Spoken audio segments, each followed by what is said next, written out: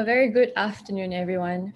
Welcome to the online launch of the Mastercard CrescentRating Halal Food Lifestyle Singapore 2021 report.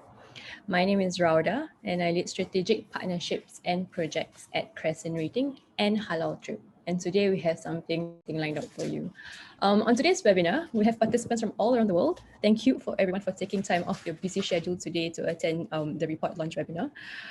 Before we get into the meat of the report, I'd like to talk a little bit about our reports and partnership with Mastercard. Our partnership with Mastercard dates back to 2015 with the release of the Global Muslim Travel Index, or GMTI.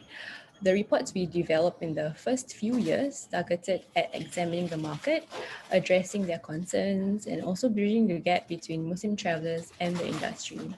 Since then, we have gone on to dive deeper into the different profiles within the market, such as Muslim millennial travelers, Muslim women travelers, as well as Gen Z travelers.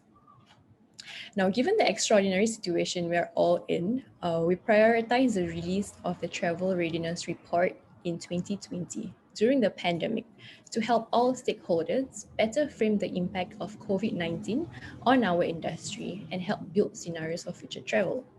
The latest of these reports is the Mastercard CrescentRating Halal Food Lifestyle Singapore 2021 report, which will formulate the core of our webinar today. The report also marks our 19th report with Mastercard since our first GMTI in 2015. The report provides an in-depth look at the halal food lifestyle market size, including the preferences, behaviors of Muslim consumers in Singapore. This is to highlight the gaps and opportunities to allow local businesses to adapt quickly and better engage with Muslim guidance as COVID-19 restrictions ease. And we specifically chose Singapore as the first market to analyze for its wide variety of halal cuisines, vibrant food scene, and fusion of cultures. Now, a brief look at the agenda for today's session. We have first up Aisha Islam from Mastercard, who will start off the session, followed by Fazal Bahardin, who will share key insights into the report. After which we have a panel discussion with Chef Kamal, Muhammad Hair, and Fazal Bahardin, who will be moderating the session. Okay, now we have Aisha Islam, Vice President of Market Product Management at Mastercard, who will be opening the session with a few words. Great. Thank you very much, Raudha. Hello, everyone, and a very good afternoon.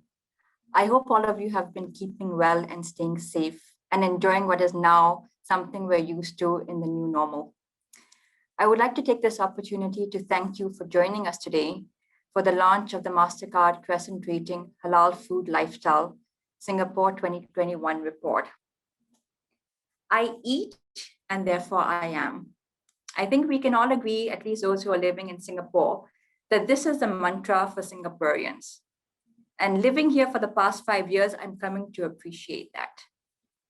Singapore has always been a food paradise. The country boasts a vast culinary history, so much so that, for those who don't know, our hawker culture has been recently added to UNESCO's representative list of the intangible cultural heritage of humanity. Food to Singapore is more than just about taste. It's a passion. It's a passion which has kept us going even during the harshest times. If you recall last year when we had very strict lockdowns. It helps bind all races and cultures. And I really like some of the answers we saw. And I was one of those who voted for Thai because we have so many different varieties of food cuisine we can enjoy over here. And it also connects us to our unique heritage. A big part of this culture has always been the city-state's halal cuisine, which, in addition to the needs of the local population, has been a long-standing attraction for many travelers who come to Singapore.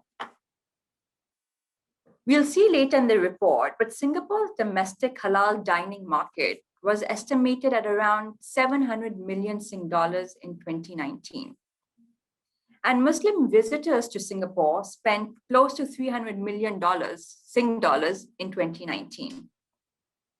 The last few years have seen a rapid expansion of different types of halal cuisine in Singapore. And this is because most cuisines here are now widely available as halal options. And also increasingly the number of halal cafes which have opened up, contributing to the availability of fusion cuisine, which primarily catered to the younger Muslim consumers. With the wide availability of halal certified ingredients, food and beverages or F&B players have a great opportunity to innovate and continue to expand the variety of halal food available in Singapore. The Mastercard CrescentRating Halal Food Lifestyle Singapore 2021 report seeks to give 2 or 3 key answers. A better understanding of the halal dining landscape. B, insights into the links between commerce, culture, and food, and the many and new varied needs of Muslim consumers. And 3, a deep dive into how technology influences the ways in which halal diners seek out experiences and purchases from restaurants. I'm sure all of you will agree, last year we saw a really rapid move towards digitization. Ordering online, for example, became really important. So this technology and this digital innovation is key as dining out and dining in remain top priorities for Singaporeans. As Rauda also mentioned earlier, 2021 is our 7th year of partnering with CrescentRating. Our long-standing partnership is built on the foundation of providing businesses the valuable insights that help bring consumers close to their passion points, such as food today. Mastercard is deeply appreciative of CrescentRating's commitment to this partnership. This is a partnership which is dedicated to helping businesses better understand the evolving needs of consumers and who want to be able to enjoy experiences which are very much aligned with their faith. Before I close, I would like to express my gratitude to Fazal Baharuddin and his team. Mastercard really values and appreciates working with like-minded partners such as CrescentRating and Halal Trip, who recognize the power of data and insights and are committed to developing the best solutions that serve the travel as well as the hospitality segment. With that, I would like to say thank you and pass it back to Radha. Thank you, Aisha.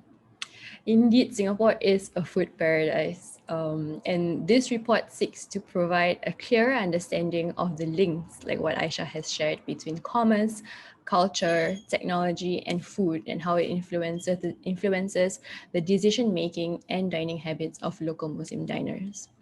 Now, Fazal Bahardin, CEO of CrescentRating and Halal Trip, will share some key insights into the report, which aims to address the halal dining ecosystem in Singapore, the key drivers, and the impact on tourism as an accelerator that ties it all together. Thank you, Rhoda. Thanks. Good afternoon, everyone. Thanks, Aisha, for the introduction. Let me directly go into the report. I think Aisha and Rhoda has talked a lot about the structure of the report and all that. So I'm going to directly go into the report. First of all, very briefly, let me talk about the sources of the report. The most important source of the report is our online survey that we did. And I'm going to briefly show you the profiles of the respondents. Of course, we used a lot of data and insights that we have been doing for other CrescentRating Mastercard reports before. We also have interviewed a number of experts and academics on Singapore food scene and collected their insights as well. We have also looked at a lot of secondary data available in this space, and also importantly our data platform, which is the CR Maps data platform. So we have used these 5 sources of data in order to build this report. In terms of the survey respondents profiles, you see them here. As as these are the profiles of the survey respondents. We have more than 500 plus survey respondents who responded to our survey. What's in the report? I think I wanted to highlight that what's in the report is aggregate or the overall behavior of these respondents. The report does not sort of slice and dice by different age groups or different profiles. However, during my presentation now, I will try and highlight as much as possible when I see some differences based on some profiles. But the report sort of talks about the overall aggregate or overall scores of behavior and scores of respondents' replies. So let's start before, yeah. So in terms of developing this report, what we also did is that we developed this framework, which we are going to use for other food reports as well, what we call the 5 T's framework. Of course, these 5 T's are really the drivers behind the halal food scene. You have the taste and trust, which are probably the most important ones, the key ones. Trust is so much important when it comes to halal food. Then you have technology, which is of course driving quite a lot of changes, especially during this COVID period that we are in now. And also trade and tourism. These 5 T's are really the key drivers behind the growth of the halal food scene, and the whole report is sort of structured around these 5 T's.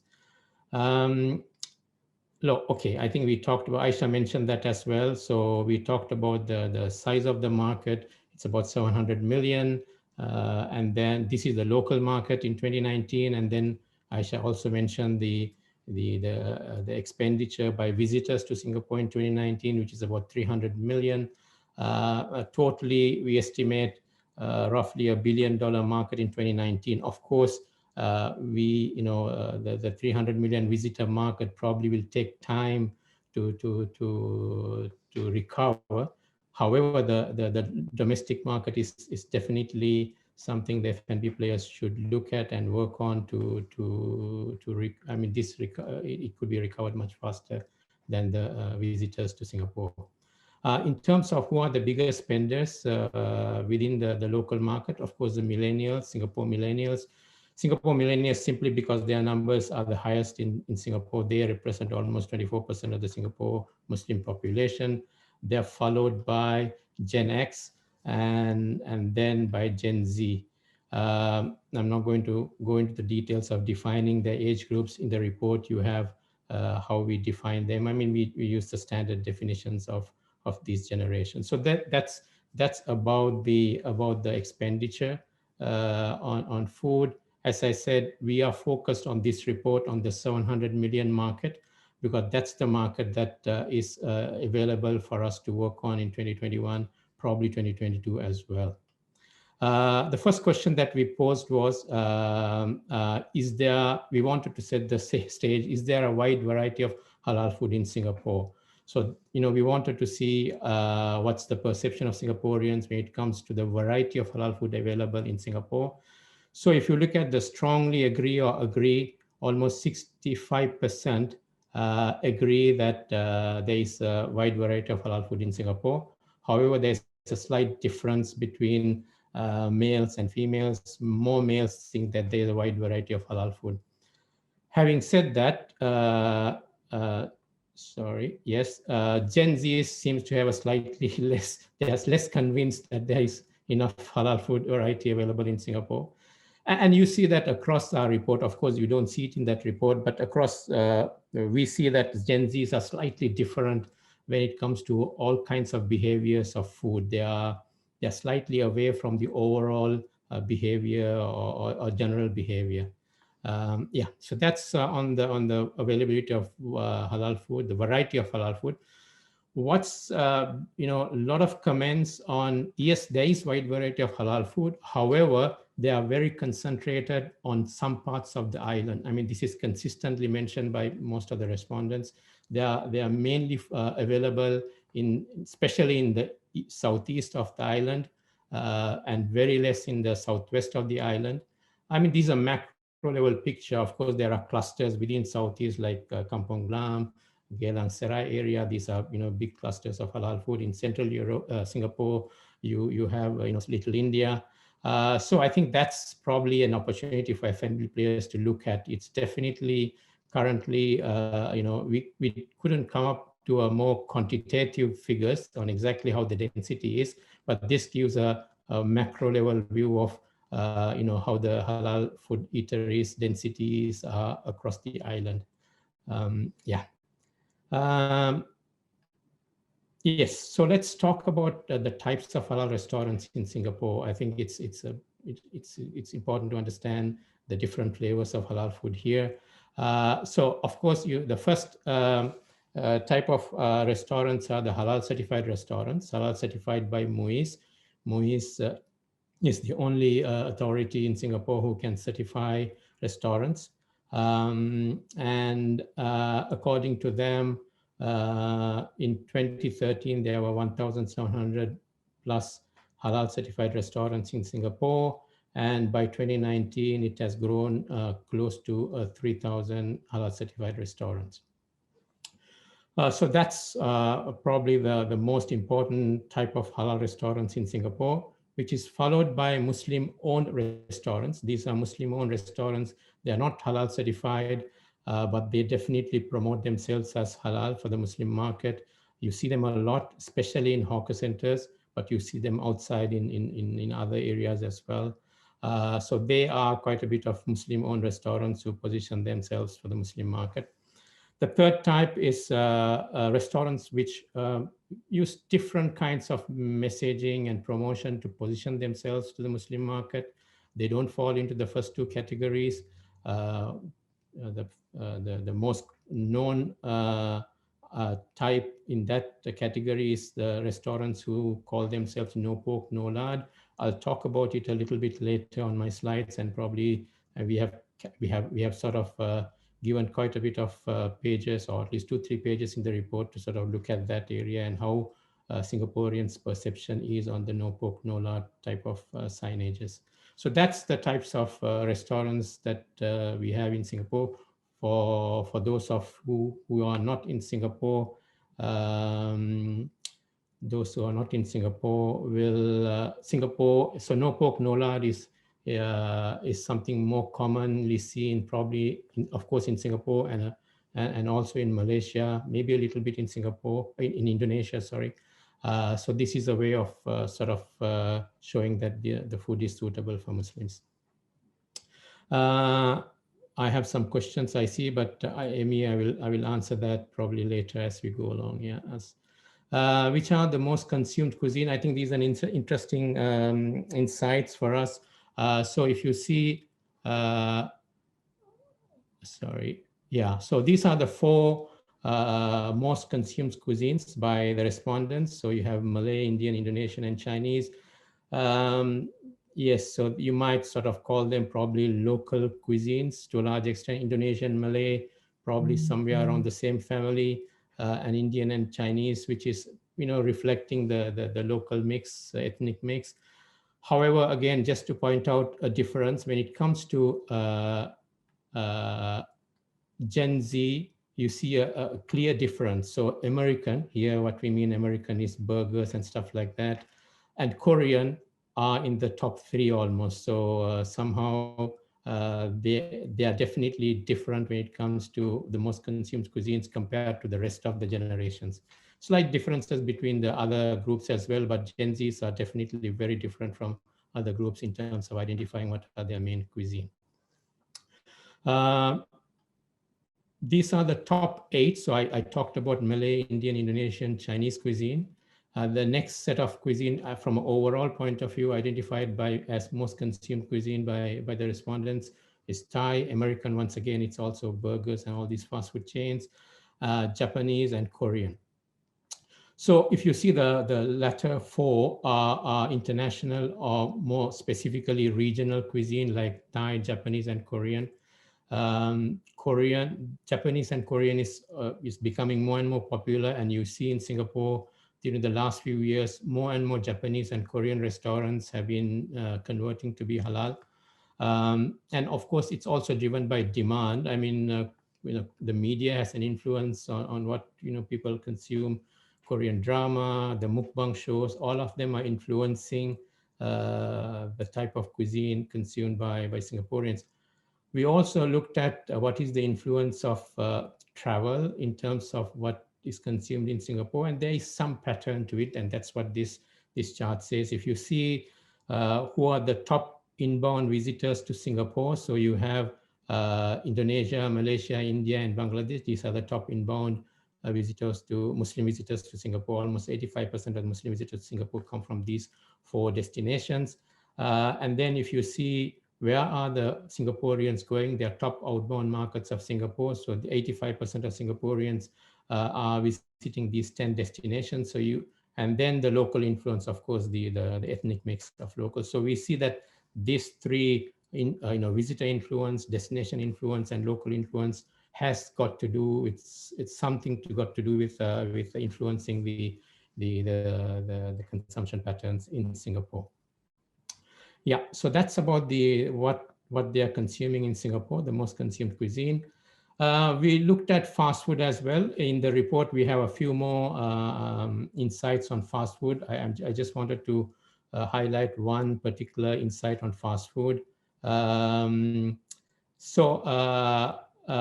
are the top of mind brands when it comes to fast food: McDonald's, KFC, Burger King.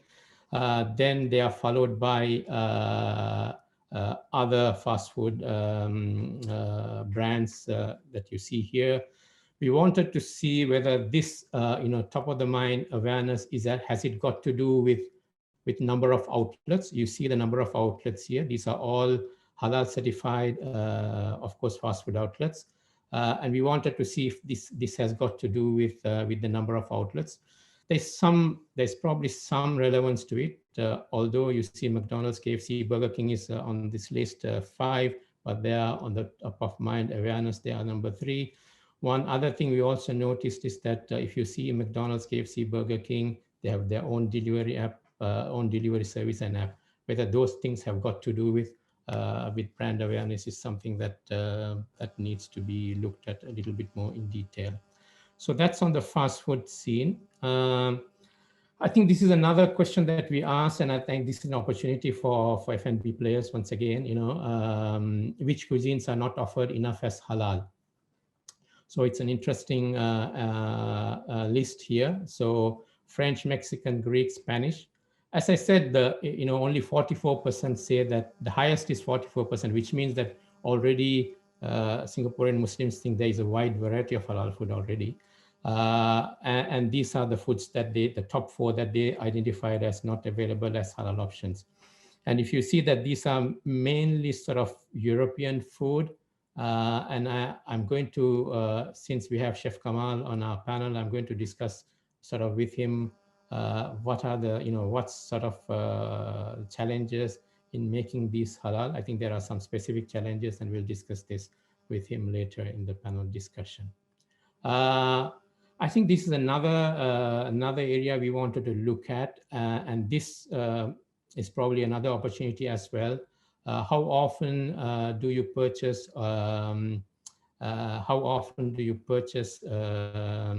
Home-based, food from home-based businesses? Unfortunately, if you see here, almost 22% have never purchased from home-based businesses. Another 46% only do once or twice a year, and then only about 27 do once or twice a month. The reasons are many. There were many reasons given. We have almost, I think, comments to 200 plus comments on this, and that's to do with difficult to communicate. Prices are not very transparent. Halal assurance is not very clear. Delivery is sometimes a problem. So there seems to be a whole lot of pain points, but I think especially given the difficulties we are facing now, I think there needs to be some support for home-based businesses. I think it's an opportunity for entrepreneurs to see how they can solve these pain points for home-based businesses. So that's another opportunity to look at. I have a question. I think what about Italian cuisine? I think Italian cuisine comes number somewhere in that. I will maybe if you download the report, you'll see that. Then, okay, this is a bit of a topic that we wanted to look at in our report. How often do you patronage no pork, no lard eateries? Because this is a topic, I think, which has not been really studied in Singapore. So we wanted to sort of get a good feel of this. And here we are. So here we are. Okay, here. So if you see here, almost 54% say that they never go to a no pork, no lard restaurant. 23% do very rarely, and then sometimes 17, and others 3+3. So that's how the respondents have got back on this one. If you look at only the never and rarely, so that's about 77% who say they never or rarely go to a no pork, no lard restaurant. Of course, there are some differences when you look at from a generation point of view. If you see the younger you are, it's less, only 59% say that they never or rarely, so which means almost 41% somehow find a way to go there and make, I mean, it doesn't mean that they're compromising on the food, but they probably believe that they can manage such situations. But as you get to older age groups, you see, boomers are saying 90% of them saying they don't go to no pork, no lard eateries. So that's, and we have a little bit more data in the report on consumer sentiments because we had a lot of lots of comments and all that. So I think you will find more details on that. Well, a couple of more insights that I want to highlight before we get on to our panel discussion. Yeah, how much are you willing to pay for a meal in general? I mean, this is, I don't think it's a secret. There are two, numbers. 55% are between $6 to $10, and then you have another 24% who are willing to pay $11 to $20, and then the rest are there. So that's probably $6 to $20 is probably the sweet spot in terms of pricing.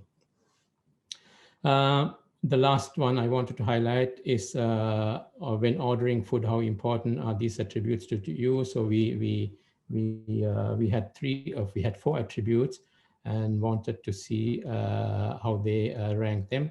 So if you see, there is not a big difference between price, which is 3.9, it's out of 4, and nutrition 3.6. However, 3.6, however, nutrition is on the 4th on the list, or 3rd on the list with dietary needs. I think it's really 4th because we have rounded off the last 2 decimals.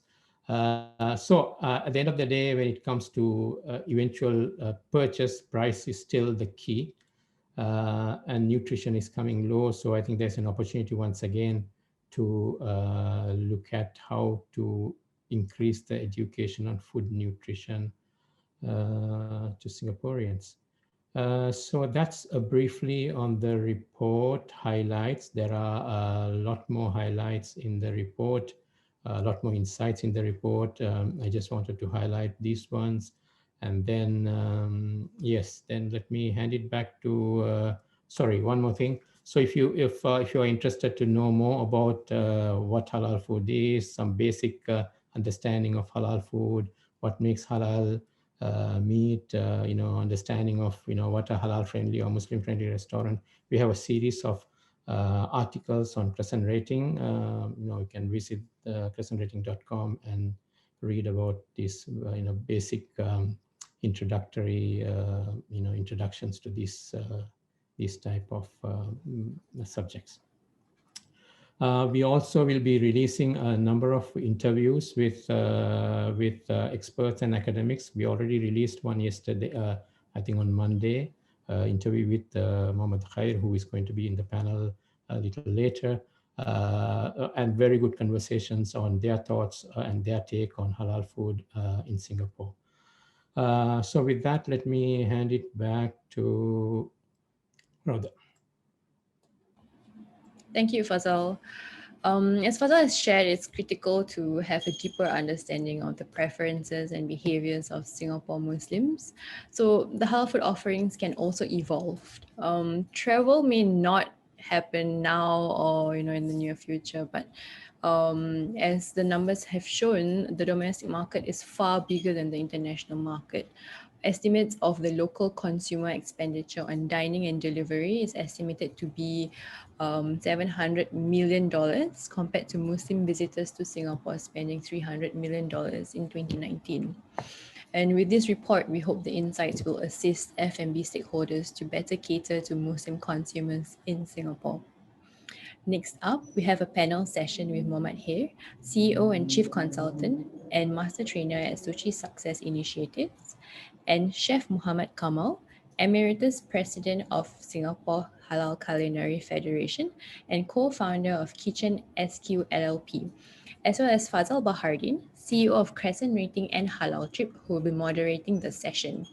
The panelists will be answering some of your questions on the report or any other concerns and challenges you may have pertaining to your business and operations. You may send in your questions via the Q&A tab on Zoom. You may also comment and upvote questions which you'd like answered. Our panelists will respond to them during this session. I think we have one question on the Q&A right now. Fazal, if you'd like to address it. Yeah, so thanks, Rhoda. Thanks, Mohammed Khair and Chef Kamal for joining our session today. So I have a question here, but let me start first with a general question to both of you. Do you think the Singapore is a halal food haven? A very quick answer. Your thoughts, compared to what you see across other regions. Chef Kamal. Oh, okay. Thank you again, everyone from the team, CrescentRating and Halal Trip, for this opportunity. And hi to fellow panelists, Mohammed Khair. Okay, good question. Are we? I would like to say yes, we are. Of course, we are. According to the SQ report in 2016, we remain top Muslim-friendly destinations among non-Muslim countries. Core reasons conducted by the Global Muslim Travel Index is because of the number of halal dining options. So that explains. I guess it's also crucial that we are sandwiched between our neighbors, Malaysia and Indonesia, okay, because they are represented as a majority Muslim as part of the population, and also known as a Muslim country. So we are glad that we are now, I would like to say that we are actually a halal heaven now.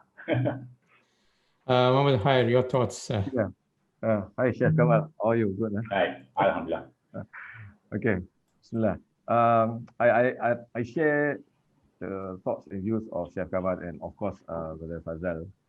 When I was in Taiwan in 2019 representing Singapore in a halal conference, I was actually asked this question: how can Taiwan be like Singapore, a halal food haven?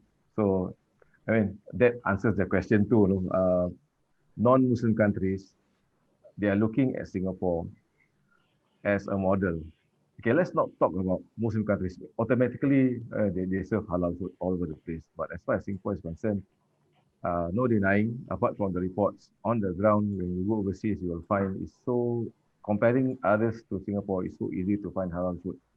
I was just telling some of the delegates in Taiwan at that time, one way to tell whether Singapore is a safe haven or not, you just walk straight into any area, chances are you're going to bump into a halal food outlet, eatery, what have you. Turn left, turn right. Even you turn back, you're about to get. So yeah, it is. Thanks, Udair. So I think, Chef Kamal, I wanted to touch on, if you see that, yes, we have wide variety of food, we have halal haven, I think we are, I feel as well. However, we see some, some of the insights was that we don't seem to have enough, European cuisine. I also have a question from Nicholas saying that, we don't seem to have upscale dining as well when it comes to halal food. Your thoughts? What are the challenges in especially when bringing European cuisine as halal options in Singapore? It's a very valid and good questions that has been toying around myself, being an avid dining personnel, travel all over, including Singapore, new openings and all that. Yes, there's been lacking in, especially in French and Spanish cuisine. Like our dear friend Milet, she also asked the same question, Mexican, Greek, and all that. I guess the chef and restaurateurs may lack the know-how of the authenticity of such cuisines, which relate to their traditions and heritage, and the produce are best sourced locally there. With that, it also relates to the supply and demand. Besides supply and demand matters or relationship, is also the pairing, the appreciation of such food, which usually accompanied by alcoholic drinks. This is something where we welcome the replacement, the substitution, but more knowledge, more education has to be imparted to the players in the industry so that they can actually promote vigorously, aggressively, like how we appreciate Korean dishes and Japanese cuisine. They have traveled long way since 2002 due to the K-drama and K-pop. It took them almost 20 years to be like where they are right now, all over the place. Singapore, you can find Korean food and Japanese food. So I think the know-how and also the appreciation and the introduction of how to best appreciate this authentic French and Spanish and even Greek cuisines. Do you think that you have all the ingredients in Singapore that you can actually have these cuisines? It's not an issue of ingredients? Even if we do have, there's other element that they need to push alongside, which is the marketing and also the positioning, including brand positioning and retail front positioning. As you notice, it has to be positioned in the destination area for halal cuisine. Like we know for sure right now, the east side, southeast, as mentioned, as highlighted in the report, where there's a big cluster of Muslim diners, including the Arab Street, Heritage area, Kampung Kelam. So it is a destination hoping for a spillover, the what you call it, the travelers, including the tourists and also locals. So once you're out of sight and somewhere remote, you need an aggressive marketing and also somehow position an iconic figure, which I believe the halal communities here would love to refer to an icon for better reference and trust. Yeah, talking about trust, Mohammed Hair, of course, Singapore has maintained a high level of trust when it comes to halal assurance. How can we increase this and safeguard the credibility and trust of Singapore's halal assurance? Because we know one incident could damage it. So how do we make sure that the trust is kept and probably increased as well? Yeah, I think it is not the job of one party alone. It requires, should I say, the whole village, the whole halal market, whoever are in the halal market should play a role. That includes consumers. That's one of the reasons why I actually set up a group way back about 6 years ago, in 2015, the Halal Cafe and Restaurants Group in Singapore. Apart from creating a platform to allow eateries, halal eateries, to showcase whatever they have on their menu, and to allow consumers to find halal food easily. One other major important reason is actually to help out in strengthening the integrity of the halal market. How that is done basically? It is actually to create a sense of ownership among consumers in the halal market, that it is not, the halal market doesn't belong to the government. The halal market doesn't belong to, let's say, MUIS for that matter. The halal market belongs to us in the halal market in Singapore. It must come to that point so that everyone will look out for one another. We can't afford, for example, as far as enforcement is concerned, MUIS being the halal authority in Singapore, as in any other government agency, they surely have some form of enforcement department or whatever. So when we have the community having a sense of ownership towards halal matters, I think that helps to strengthen the integrity of the whole halal market. It is not just government driven. It is not just law or regime driven or regulation driven, but it is actually driven by the market. I think that's important. So everyone has a role to play. So this is the reason why the group has been quite active until now. It has actually gotten almost 158,000 members, and everyone seems to be active, sharing halal eateries or whatever. So I think that's an important part to get the whole market to feel that it is our market, not just someone else's market. Everyone must have that concern over halalness of the food that they take. And I think that's consistent with your findings. You'll find no pork, no lard eateries seem to be not popular among Muslims, even though among Gen Z, among the millennials, maybe there's a slightly different rating there. Among boomers, almost 90% whatsoever. But I think that's one area that I think we have played quite a fair role to help educate the consumers in the halal market on what it means to actually look out for halal food. And what does, so on our group, we actually limit the definition of halal eateries or halal food establishment to only two. The very first two that you introduced now, either Muiz Halal Certified or Muslim-owned food. Yeah, that's a question there. I will come back to Nicholas' question after. There's a question by Ruth Simon.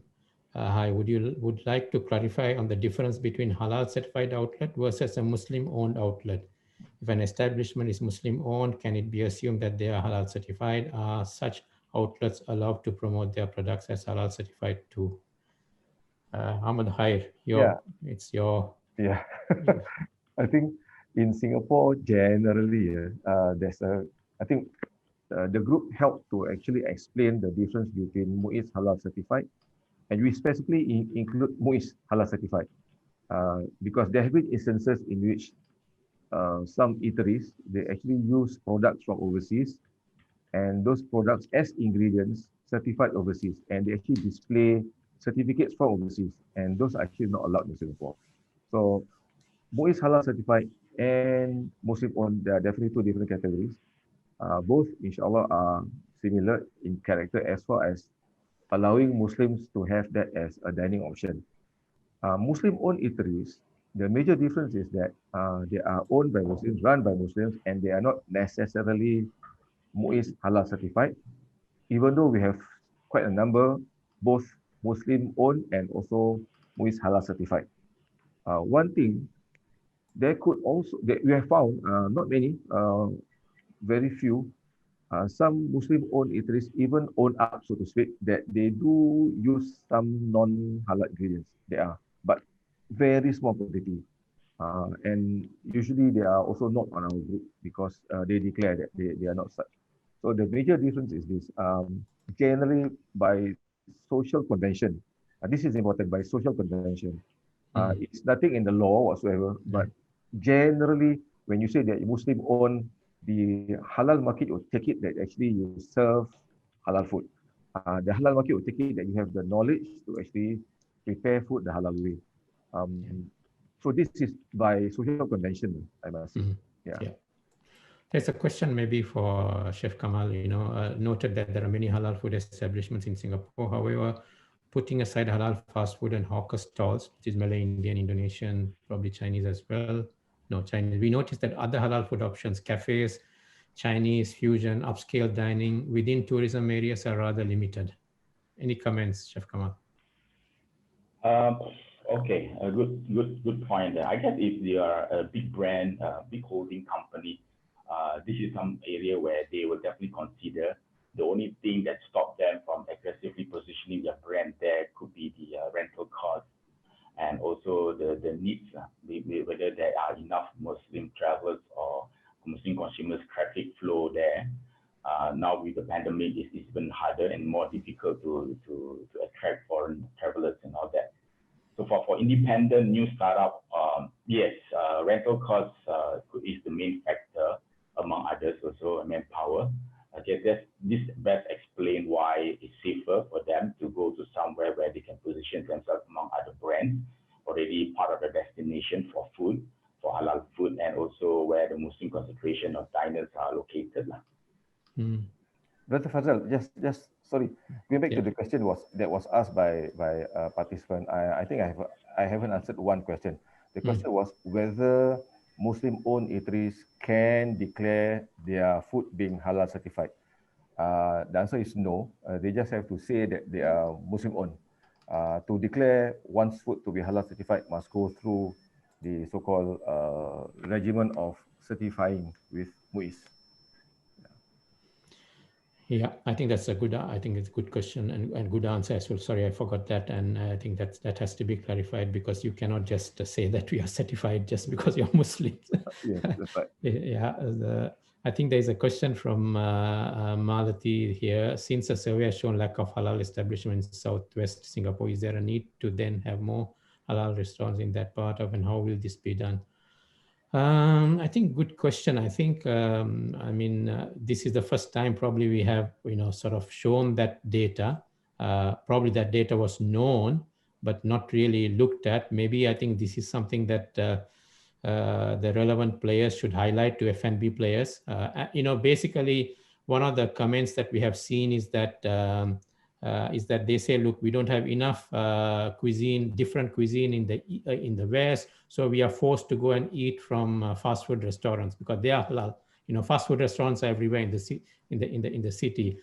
So that those kind of comments we have seen in the report. So I think it's definitely an area to sort of look at. I think West is definitely, I mean, except for Jurong Point maybe, and now a little bit of Jurong East. Maybe these two places probably have a little bit of halal food eateries, but generally West is lacking. Your thoughts, hi Mohammed Hair, Chef Kamal, on the spread of restaurants in halal restaurants in the island? Yeah, on my group, there's always this little complaint. Why everything must be on the east? Why everything must be at Tampines? Why not in Jurong East, whatever? I mean, it is a reality. But it is good to see that I've come across new eateries run by Muslims. They are Muslim-owned and begin to pop up in Jurong East. I think that's good. That's a good development. And of course, I've also seen, but you can't run away the fact that somehow Kampong Glam area is still popular, still very hot. And of course, the northern part is also quite lacking. I think it is a matter of confidence among food operators, food owners, as to whether such spaces would actually bring in the crowd. That's one issue. Yeah. Allah. There is a question. Sorry, Chef Kamal, you had something? Yeah, I'm staying in the West. Of course, it would be ideal to understand the total locality in terms of the population. But in the West, there's more sites dedicated to cemetery, army training sites, army barracks, factories. So I guess it's okay with whatever we have here.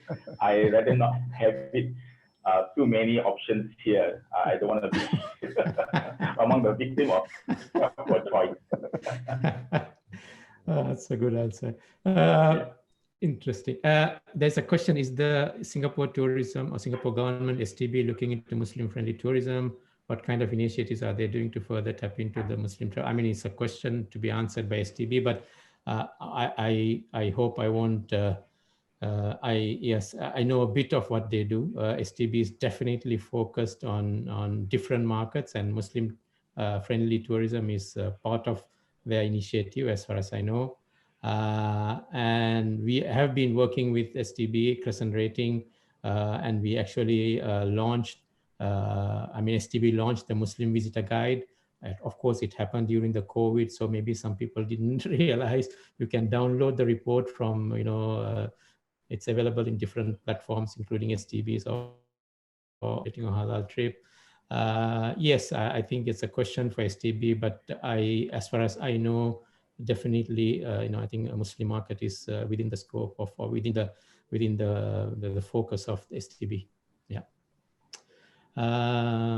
Benefits. So I have this question, could be an interest in Mediterranean diet. Chef Kamal, is Mediterranean diet something might interest the local community? I think we talked about it, Spanish and I assume Italian maybe, yeah. Yes, I think Mediterranean diet has been known to be very healthy, very health-centric. olive oil use, and all those fresh herbs and produces. Somehow or other, it has intertwined within the North African, the part of Turkey, and also Greece, Italian, that area, Spanish, and Portuguese. Yes, we have that kind of offerings in Kampung Glam, but yes, if it were to be found in any other area as compared to Kampung Glam, it would be like a food kiosk, like a kebab, that's the closest lah. So yes, it will be good for other big brands to consider a marriage of Mediterranean cuisine, Italian and North African. So it's gonna be like a one-stop center for those who like to appreciate wellness cuisines lah. Right. So I will wait for, there's another question. What about Gen Z market? Do you all see opportunities here for more halal food offerings? I think Gen Z market is something you definitely need to look at. Only thing is that they are just entering the workforce, so their what do you call disposable income is lower than especially millennials. Millennials are now in their 30s and getting close to 40s, so they are sort of moving up in the workforce. So they have disposable income. Gen Zs are just getting into the workforce, so their disposable income is lower, but it looks like this is something that we need to look at, maybe again do this next year or year after and see whether the pattern changes. Gen Zs definitely have slightly different behavior patterns compared to all others when we slice our data by age groups. So they definitely deserve to be looked at slightly differently. And you saw that the chart that I showed when it comes to even the top cuisine. The first is Malay, of course, because most of the Muslims are Malay and they, of course, eat Malay cuisine. But the second is American, which is fast food, and third is Korean, which is very different from any other age group. So I think they deserve to be looked at as a very specific group, at least in the short term. Yeah. Mohammed Hair and Chef Kamal, as we are nearing our time, I have a couple of last questions. Your thoughts, each of your thoughts on, if there are one or two things that Singapore could do to sort of up the game in Singapore as really Singapore as a top place for halal cuisine. I mean, Singapore is definitely, I think we didn't mention that in the report, but if you see the density of halal certified restaurants, Singapore is probably in the top cities in the world, actually. In terms of density of halal certified restaurants, I think Singapore has like 3,000 restaurants in a 600 square kilometer area. So that I don't think is the case in many other cities. So that being said, we have a wide variety of halal food. What else can we do to make Singapore, that people come to Singapore saying, look, we are coming to have halal food, different variety of halal food? Chef Kamal, start with you. I think more effort should be we go out there and share our beautiful cuisines, the Singapore cuisines, the local cuisines. We have all these Chinese, Indian, Malay, and others cuisine, which have not gotten that kind of required or needed exposures. Yes, I've promoted Singapore cuisines overseas, especially in Gulf food. We showcase satay, chili crab, Hainanese chicken rice, even teh tarik also. So there's more to than just these few items, few spread lah. So I think we already been identified as a halal food haven by many travelers. Our numbers, I'm sure, going to grow. I think Brother Muhammad Khair can explain a lot of halal certification demands are ongoing and by the numbers by the day. So we should just continue to maintain and maybe offer halal food festivals in Singapore, put it in the international calendar of events, maybe spearheaded by Singapore Tourism Board, so that we can actually have it regularly by allowing visitors to acknowledge that we have a dynamic halal scene. Not only that, and being progressive at the same time lah. Thanks, Chef Kamal. Mohammed Hair, yeah, thoughts? I think we can position Singapore to be having a robust halal framework supported by the community. I mentioned earlier how important it is to actually for the halal market to be owned by the players, not just as far as the players are concerned or stakeholders are concerned, not just by the business people, but also by the consumers themselves. the kind of pride that we need to portray with the range of halal food, and also the kind of certification standards that we have, and probably even to highlight to visitors. I come across Muslim visitors from overseas that simply refuse to eat at Muslim-owned eateries based on their experiences overseas. To them, Muslim-owned eateries are basically not much different from non-Muslim-owned eateries because there's no one certifying them whatsoever. I come across quite a number of times at Kampung Glam area. So probably that there could be some effort to actually assure them Muslim-owned eateries are also an option as far as the halal market is concerned. That's our offering to all. So I think positioning Singapore to be not just a haven, but also be rest assured that as far as the standards are concerned, uh, the whole community, the whole market has that sense of ownership towards anything halal in Singapore. So probably that will enhance. This is in addition to what Chef Kamal has actually mentioned. Yeah. Thank you very much, Chef Kamal. Muhammad, thanks for your time. Very insightful, sharing some insightful stuff. There's a question, is this session recorded? Yes, it's recorded. We'll probably put it out maybe in a couple of days, maybe 2-3 days or the end of this week. We'll have the recorded session online. What do you think are barriers preventing Muslim-owned eateries from getting certification? That's a question we have been asking for a long time, I think. Same case in Malaysia and also in Singapore. Why are Muslim-owned eateries not getting certificate? Because they think they don't need to, one. Yeah. Of course, second is that there's a cost issue, so they think. Yes, Mohammed, your thoughts. This last question. Yeah, last question. I think there's no barrier actually. But I agree with Brother Fazal mentioned that they're moving Muslims so much, like what must I go? So for those who have actually gone for halal certification, they have actually moved 1 or 2 steps ahead. Basically, in Singapore, in order for any eatery to enter into tender for food, they have to be halal certified by MUIS. So that's one of the reasons why some Muslim-owned food establishments decide to go for halal certification. And of course, I've come across others. They are not even talking about tender whatsoever, but they just simply want to give more complete assurance to their consumers, to their customers that don't worry, we are Muslim owned plus halal certified, so you can have 1,000% assurance that it is halal. So in essence, actually, if there's a barrier, it is just internal within the mind. As to whether they want to move ahead, I think it is an open field. Yes. Thanks. Again, there's a question you want to rewatch. Yes, it will be on YouTube in a few days. Where can we download the report? Emmy, yes, I'm going to hand it over to Rauda, who will talk about where you can download the report. Back to you, Rauda. All right, thank you, speakers, and thank you to all of you once again for your participation. We hope this webinar has provided with you with some useful framework and recommendations to benefit from.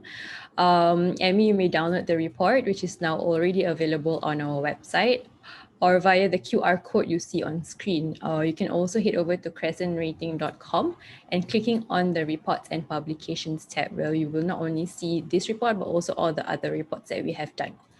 After this webinar ends, you will be redirected to a Zoom page with a short survey on today's session. Your appreciated. If you would like to know more or have further clarifications, you may contact your counterparts, either Mastercard, CrescentRating, on Halal Trip. Thank you, everyone. Stay safe.